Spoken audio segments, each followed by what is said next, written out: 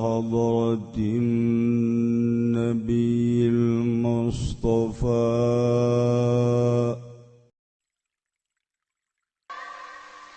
Dosa zahir jeung dosa batin teh wajib kudu dijauhan kurang tinggal gitu. Insyaallah. Di zaman jahiliyah baheula zina teh zina lamun zahir eta dianggap dosa, tapi lamun tersembunyi teu kanyahoan eta teh halal.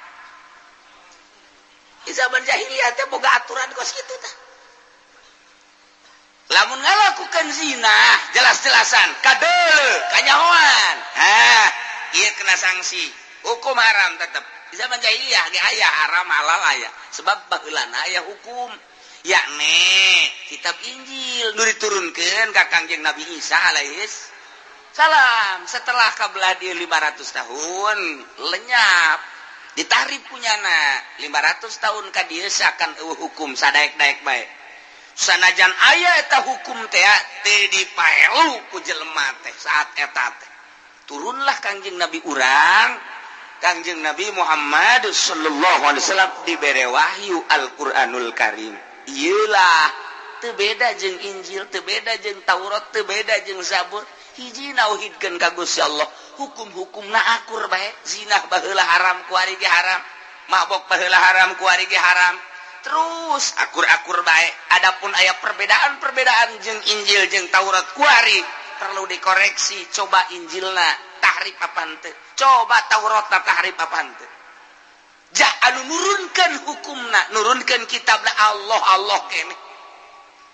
Kecuali bangsa puru-puru nu sautak saeutik yang mungkin aya beda ngan mayoritas nama aku. Nih kulantaran zaman jahiliyah teh seperti eta. Kabelah dieuna masih keneh eta teh hukum-hukum kos kitu teh tah dilakonan. Zina ketika kadeuleu nah ieu kena sanksi. Ketika sembunyi mah teu kanyahoan cakna halal. Zina teh di zaman jahiliyah. Kuari di zaman SBY hampir kos zaman jahiliyah. Kuari teh ieu. Hampir jasa mirip. Malah leuwih bahaya kuari. Leuwih jahat kuari. Baheula mah lamun aya anu kadeuleu kena sanksi zaman jahiliyah mah kuari mah dicitra ambalaya eueuh kena sanksi. Dicitra ambalaya. Tah di dinya tah, di mana kiai tah? Di mana lah pokona di tah beta di tah. Di mana sih? Kawasan. Ku pake kiai nyaho eta barang liwat cangcut ambalaya. Teu kaburu kacokot beureun gunyana. Ya Allah ya Rabbi. Ai di dia dipuri mah aman. Alhamdulillah. Artina aman teh di kukumaha ge teu kukumaha. Aduh Gusti Allah lagu ge perzinahan di urang ya Allah ya Rabb. Kumaha buang ge di akhirat ieu tanggung jawab negara terhadap pezina-pezina, perlakuan-perlakuan. Ya Allah ya Rabbi ada ringgis jasa ieu. Nu liar ge sakitu luar biasa lobana. Anu dilokasikeun ku pamarentah khusus ambalaya sarua. Anu geus aya, anu encan aya dek dijieun deui loba. Geus puguh di hotel mah. Geus puguh tempat rekreasi mah. Ku ari ambalaya unggal perumahan. Masya Allah. Leuwih tibatan zaman jahiliyah. Di zaman jahiliyah mah tadi anu ngedeng mah nu jelas nu zahir kena sanksi. Lamun anu sasamaran kakarakterna naon? Kuari mah nu jelas nu samar masalah. Leuwih jahat. Masya Allah. Matak turunlah ayat ini wa zarul zahiral ismi wa batinah ditinggalkan kumarana kabeh dosa nu zahir anu kadeulean ku mata nu patalina jeung awak baik dosa kabair maupun dosa sogoir wa batinah jeung dosa nu tersembunyi anu ayana di jero hate. Dosa naon anu di hate? Dosa hayang kalem ku jelema salat, hayang kadeuleu ku tatangga salat, hayang kadeuleu ku mitoha salat, hayang kadeuleu ku pimitohaeun salat, hayang kadeuleu ku murid salat, hayang kadeuleu ku guru keur carita salat. Keur carita puasa kitu kene ria. Ieu adalah batin dosa nu aya di jero hate. Lempengkeun Allah. Nu nita salatna Allah, anu ngalaksanakeunana nu ngamampuhkeunana nu ngawasakeunana Allah, nu rek kaganjarna ge Allah. Kalau bae sia tuh. Lantaran ke urang di akhirat teh kapan dipanggil ku Gusti Allah. Prede. Abdi nun coba salatna periksa malaikat, periksa ku malaikat. Salat taraweh tah. Hayang naon teh salat taraweh tah? Coba hayang ka aing apa hayang kalem? Hayang kalem. Kusaha percaya hayang kalemna? Ku pimitohaeun. Mana pimitohaeunana? Mana panggil? Panggil pimitohaeunana ka dinya. Tah. Ieu jelema taraweh. Liwat ka imah sia jeung deui nyana salat tarawehna hayang kalem tak ku sia ku pimitohaeun. Cak Gusti Allah titah cokot ganjaranna kanu hayang di alam tah. Cokot tapi mitohaeun lah. Nama tuh teu bisa ngaganjar. Anda teu bisa ngaganjar, bilukeun ka ditu. Ka mana? Itu tuh. Itu baseuna. Heuh kaseuneukkeun. Di kana nerakakeun. Batin da batin. Naon deui? Hasud. Batur nu maju warungna nyana nu gering. Batur anu maju usahanana anu bengek.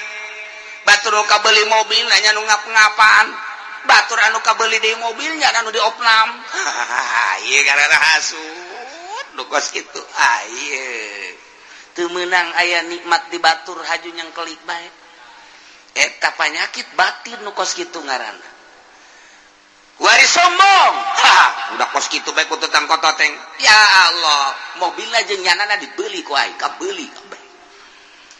Eta ngaranna sombong tak kos kitu tah. Bisa naon si sia teh aing ngadu jeung aing sombong ngaranna.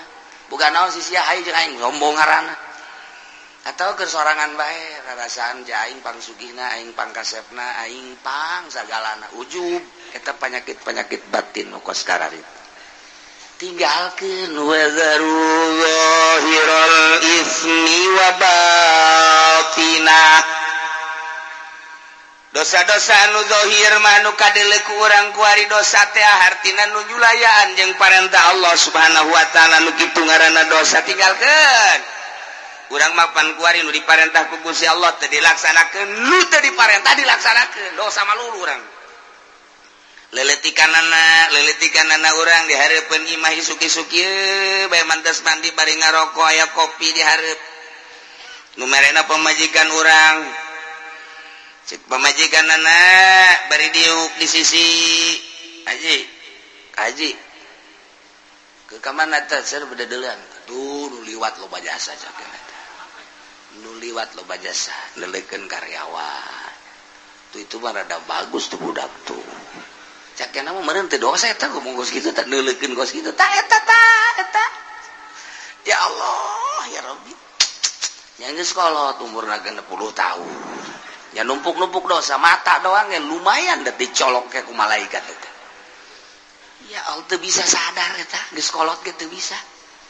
Nu teu kieu lah ieu mah geus kolot budak, ulah sok caricing di hareup. Kunaon emang ge? Lah ribet aing deuleu sia. Aing kaalangan ku sia. Tolol teh Ki Haji. Sok didija.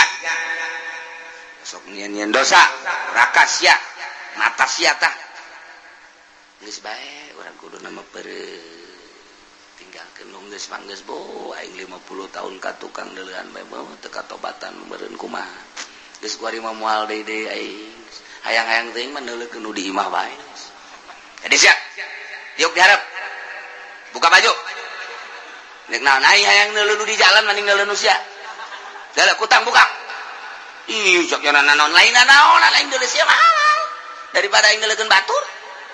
Enak lah. Incuran dalekeun di.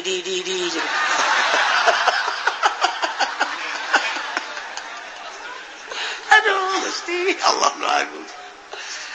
Eta mah halal dek didelekeun ge masalah. Anu di jalan mah haram ajnabiyah. Ulah di urang mah tah hesepan ku ari. Di Arab mah kan rada deres di Arab mah.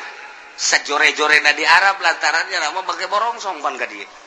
Kadang-kadang matana ge atuh teu kadeulean kapan make cadar. Deres urang teu bisa deuleu di Arab mah teu bisa deuleu. Sejahat-jahatnya di Arab pelebah aurat mah tetep mereka tutupan. Coba di urang mah masya Allah tuh hese aja urang make jilbab. Aya ge jilbab sakieu sapotong. Rada deres geus. Ai ieu ditutupan ai pingping ka mana-mana. Da kumaha deui sabayeu. Ih, geus hese. Geus hese bae kumaha di Indonesia mah jadi urang ieu hese jasa.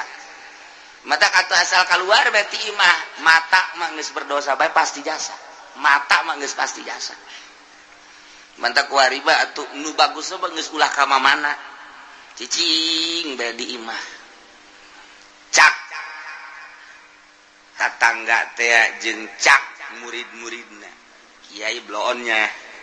Kunaon emang? Bloon. Nyana ditahan ulah ka mana, nyana ka mana bae. Kiai da si tolol ka mana bae. Jak kuariba dek kiai dek teh saha asal geus loba kaluar we pasti bae neula aurat. Hajupan iya hatena encan bisa aja encan dimimitian dijaga pan kunyana. Encan dimimitian dijaga, encan dimimitian di naon kitu ngaranna di lempeng-lempeng hatena. Ai kitu mah nu geus tapakur sering gitu ngabebener hate. Ketika aya beureum atawa teu melu rada deres.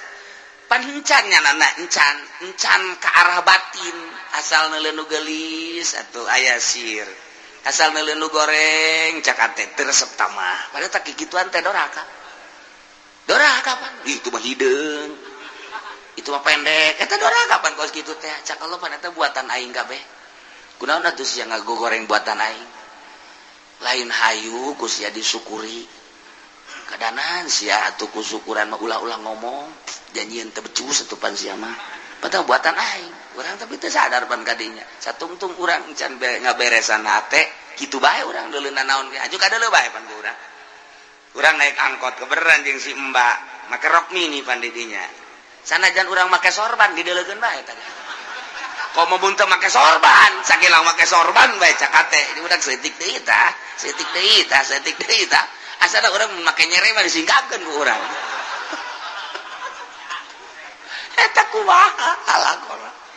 Zohirul ismi, zohir dosa lu zohir eta kakarak mata doang masya Allah. Encan cili, encan kebelah ditunah tu ayeuna mah kitu main catur, encan main gaple main remi, encan main bola kebelah dituna, encan gegendengan jeung awewe, encan kebelah dituna mah kholwah jeung awewe di kamar, kebelah dituna mah kabair mawan simba. Oh, zohirul ismi. Wadar tinggalkeun wabatinah ieu nu hese mah tarolah nu zahir mah beureun ai ustad-ustad teuing mah nyana kajaga ku ka ustadan tad bulan kitu resep daek atuh aing mah ai daek bae geus aing korep ustad pa geus lain ka Allah nyana geus sarua lain ka Allah teh ge isharam teh teu meunang Allah berarti teh mah kadeuleu. Ieu mah lain, tuh aing pan ustad po budak. Kumaha cenah lamun aing mah mawa kos kitu. Eta kan eta kos kitu teh geus teu bagus eta. Jadi nyana teh kahalangan ku ka ustadan lain ku Allah. Jadi nyana mah sieun geus sieun digorengkeun ku manusa lain ku Allah. Sanajan kos kitu rada deres belah heuladanna. Rada deres belah daripada diomong di tah ustad-ustad ngeboncengan si Mbak. Aing mah karena Allah. Lillahi ta'ala Allahu Akbar. Ustaz tolol. Aduh Gusti Allah ya sejasa ya. Sejasa ya kejauhan dosa ya urang ya Allah. Ieu kakarak dosa zahir doang komo dosa batin. Dosa batin mah nu nyaho iwati Gusti Allah. Beuh meureunanan ieu dosa urang ria teh ujub teh takabur teh nu mantak itu dipetakeun teh dosa teh di aya latifatul qalbi. di dieu teh aya nafsul lawamah, al-lawam, al-hawa, al-makruh, al-ujbu, al-ghibah, ar-riya, az-zulmu, al-kidbu, al-ghaflah. Nah eta teh nu kudu dipiceunan lalaunan ku urang bari merenung ka Gusti Allah, miceunan laom, cuad-cawad ka Gusti Allah, miceunan hawa, miceunan makruh, miceunan ujub, terus bae ku urang. Aya ti dieu teh handap ka dieu. Nafsul ammaratu bisu. Nafsul ammaratu bisu teh naon ieu teh? Eusina teh nah, al-bukhlu, al-hirsu, al-hasad, al-jahlu, al-kibru, as-sahwat, al-ghadab. Eta kan kudu dipiceunan. Ieu penyakit-penyakit batin. Neuk kumaha miceunanana aja nya hoge pan encan urang. Meraktekeunana ge kapan encan nu mantak ketika jol teh urang geus aya tupukar tapakur langsung bae resep jeung teu resep pan eta mah ngaranna sahwat. Aing geus makan ku urang di omean ketika aya nu resep dadamelan Allah. Daek sih. Tolol kene we teh kiai blon tapakur ku tapakurna. Itu bener gitu. Tapi rada deureut ketika manggian sakit tuh baik. Mantak atuh sanajan kuku bahagia tetep bae ka Allah. Boga pikiranna kieu. Atuh nyana-nyana urang-urang lantaran jasana jan didelekeun nyana can puguh daekeun jeung dina daekeun ge jaing mah teu maksud kan mantep kan. Kan mantep. Didelekeun resep eta mah sahwat lah ulah atuh. Pan urang na geus terus-terusan mikiran tafakur. Jadi aman. Ketika orang neuleuh di kota, nya parutih, nya bagus, ngalaluis. Tapi lamun urang ku nafsu mah bagus amat, nafsu kan. Resep amat nafsu kan. Tapi lamun kurang dipikir mah jieu atuh nyana-nyana urang-urang kunaon didelekeun. Jasana jan didelekeun nyana can puguh daekeun di bande jan dina daekeun ge jaing mah teu maksud deuk naon dideleuk atuh ngadoraka-doraka. Saha tadi kota nu boga pikiran kos gitu. Ayo coba ye, sabaraha ribu jelema teu ceuli anu kos gitu bae ge. Ulah Ki Haji ulah lain Ki Haji dah bae lah. Ki Haji na malah mah bagus amat jata akur jeung nu di imahnya. Tolol tak Ki Haji. Coba ayo. Lumantak aja resep ka kota ge. Ka kota deui lah. Engko ada cuci mata. Lain cuci mata ngerebakeun mata. Tah ditinggalkeun wazaru zahirul ismi wa batina. Masya Allah. Yes, saya digalkeun di urang mah ye bab aurat bae di Indonesia ieu mah di Indonesia saja. Di Arab mah rada deres lah di Arab. Di Arab mah rada diris rada. Mentak eta urang hese jasa ketika tawaf. Satu sisi urang teh dititah tawaf. Satu sisi urang tawaf teh babarengan jeung awewe. Tarolah aya ukuran ka sentuh jeung awewe mah urang bisa taklif ke mazhab lain.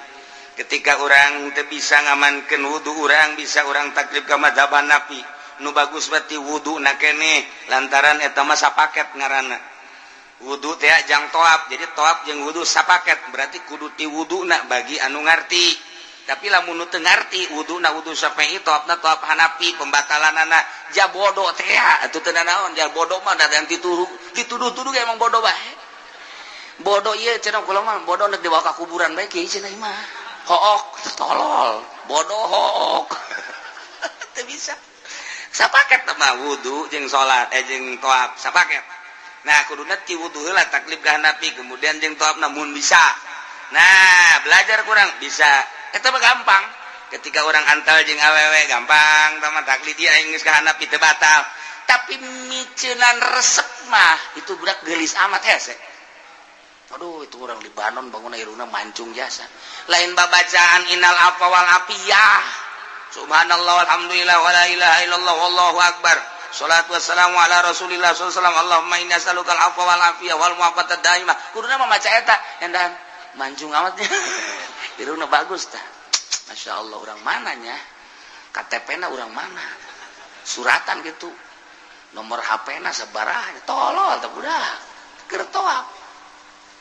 Kapanggih jeung urang India, kapanggih jeung Pakistan, kapanggih jeung Libanon, kapanggih jeung urang Turki.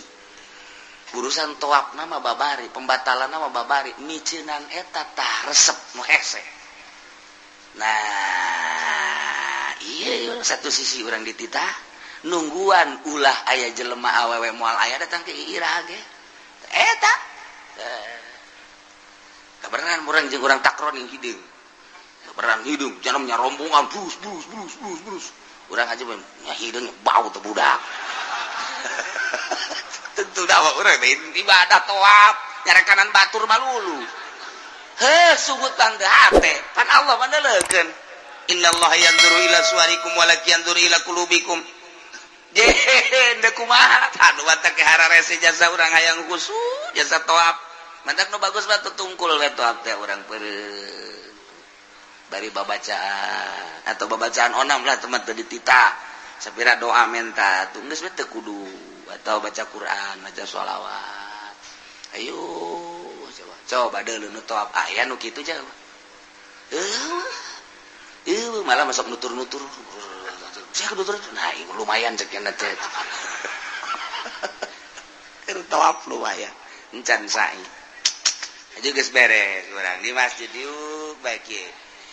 Pantitah neuleukeun Baitullah. Allahumma zid hadzal baita tashrifan wa takriman. Doana terus bae ka doa eta. Keur teu ngadoa ge geus neuleukeun Baitullah, urang diganjar 20 derajat neuleukeun bae gitu. Sakedeung mah neuleukeun kieu aya nu liwat Bancung. Eleh Baitullah ku irung. Urang ieu muter ka dieu. Aya deui nu ti ditu ka dieu muter deui. Baitullah na teh ka deuleu. Eta urang hese. Masyaallah. Mantak Fudel bin Iyad bangis teu ka masjid. Jumaah geus teu. Eta mah bagi jelema nu keur ngabersihan batin. Tahilah huwa zarurul ismi wa batin. Tarolah nu zahir mah meureunanan pangkat ustad, pangkat kiai mah rada deureus, rada bisa rada, encan aya bisa mah rada. Tapi pelebah batin mah hese jasa. Ria teh, ujub teh anu tadi dicaritakeun teh masyaallah sakitu hesena. Dua eta tadina latifatul qalbi jeung latifat jeung nafsu. Latifatun nasi inna nafsala ammaratun bisu esina sakitu tadi. Nah ieu nu hararese mah kos kitu.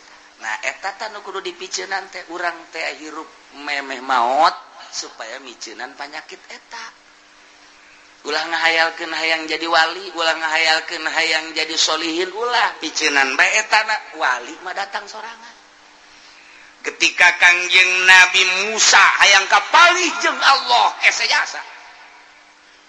Hese Kangjeng Nabi Musa teh hayang kapanggih jeung Allah. Datang ka menta kapan Kangjeng Nabi Musa maka Gusti Allah hayang kapanggih jeung Gusti teu kapanggih-panggih. Hese. Sakalina Gusti Allah deuk manggihan Kangjeng Nabi Musa. Kangjeng Nabi Musa maksudna deuk dibere kapanggih jeung Gusti Allah di Gunung Tursina. Syarat-syarat teh loba jasa. Hiji puasa heula 40 poe. 2 kudu miceunan sagala rupa nu aya di awak. Baju ulah leuwih ti hiji bae Musa. Teu meunang kapanggih jeung jelema selama 40 poe. Eta teh riadoh Kangjeng Nabi Musa. Sagede Kangjeng Nabi Musa nu dipilih ku Gusti Allah hayang kapanggih jeung Gusti Allah syaratna loba jasa jeung hese. Ketika kapanggih jeung Gusti Allah teu kuateun Kangjeng Nabi kharasaiko. Nah, musruk Kangjeng Nabi Musa. Tapi Kangjeng Nabi urang mah teu hayang kapanggih jeung Gusti Allah. Gusti abdi mah kumaha Gusti bae jadi ciptakeun teh ku Gusti abdi mah. Nu penting mah abdi mah ngalaksanakeun parentah-parentah Gusti ngajauhan larangan Gusti instruksi ti Gusti titah nyampikeun ka umat ku abdi bakal disampai-sampaikeun. Kitu bae abdi mah Gusti teu hayang kapanggih jeung Gusti Allah. Jol dijemput ku malaikat Jibril. Dibawakeun buruk, dibersihan heula, naik cek Jibril, deuk dibawa ka mana teu nanyakeun kitu Kangjeng Nabi mah. Deuk dibawa ka mana deuk kumaha henteu.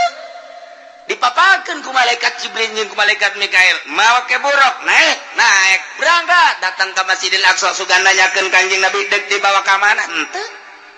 Gerak Allah bae mah datang ka dieu. Turun cek malaikat Jibril turun. Salat, imaman Allahu Akbar. Nabi-nabi jeung rasul ngamakmum di tukang. Deuk nanyakeun teh Kangjeng Nabi deuk dibawa ka mana henteu. Beres naik. Cek malaikat Jibril. Hayo berangkat ka luhur naik ka langit ka hiji.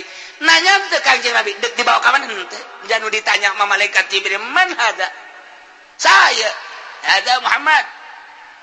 Apa geus saya ieu instruksi? Geus.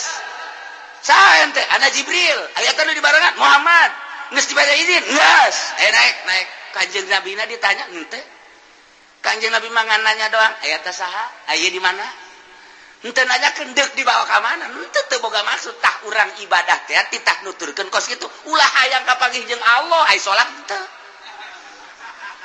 tolol teh coba pakai udeng-udeng pakai jubah set deka mana deka Allah woi zohor moal aing moal zohor geus liwat aing mah zohor syariat mah kos kitu mah aing mah geus datang ka hakikat waduh ranteh habak bebeutkeun lain kita ieu beda Kanjeng Nabi Musa dipanggil ku Gusti Allah setelah hayang teu kuateun Kanjeng Nabi Musa Kanjeng Nabi urang mah tenang bae sebab naon teu hayang ngan ngalaksanakeun parentahanana begitu datang ka Sidratil Muntaha malaikat Jibril mah teu kuat cek Kanjeng Nabi Jibril atuh bareng jata tadina bareng lain wilayah kula mah ngan datang ka dieu doang cek malaikat Jibril naik we ka ditu kula mah ajur cek nya jadi ulah sok haju ngaleuwihan wilayah ulah sing hade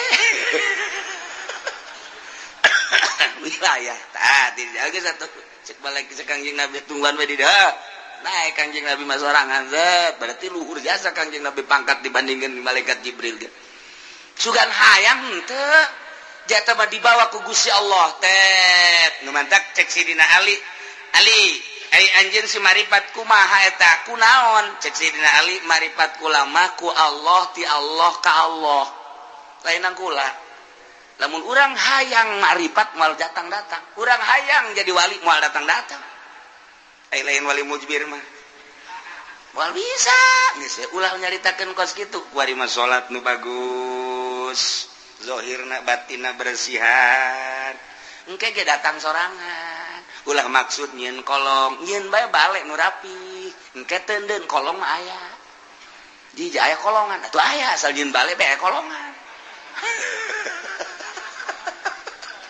ulah maksud nyieun kolong ai balena teu rapi teu lain kolong ngorosot bae mah kahandap poe mah nyieun bae bale nu rapi kolong mah pasti aya nah urang ge ibadah teh rapihan marifat engke aya sorangan ulah dihayalkeun mantap kamari jelema cenah hayang jasa manggihan Lailatul Qadar datang ka kiamat moal teu bisa dihayang-hayang diintip emangna si mbah diintip intip Lailatul Qadar cenah di lapangan mana Citra ya Allah intip Lailatul Qadar di Citra sia mah waduh atuh kapanggih teh mangke jeung naon BH teh mah ulah dihayal Lailatul Qadar ulah dihayal-hayal hayang mah hayang bae ngan ulah dihayal-hayal atuh bersihan bae batin Lailatul Qadar mah datang sorangan da Lailatul Qadar mah terus bae diturunkeun jeung kapanggihna jeung jelema nu bersih daripada urang ngahayal-ngahayal ulah engke ge Lailatul Qadar waliullah kapanggih jeung Lailatul Qadarna beda-beda aya nu keur salat aya nu keur di kamar aya nu keur maca Quran aya nu keur ngobrol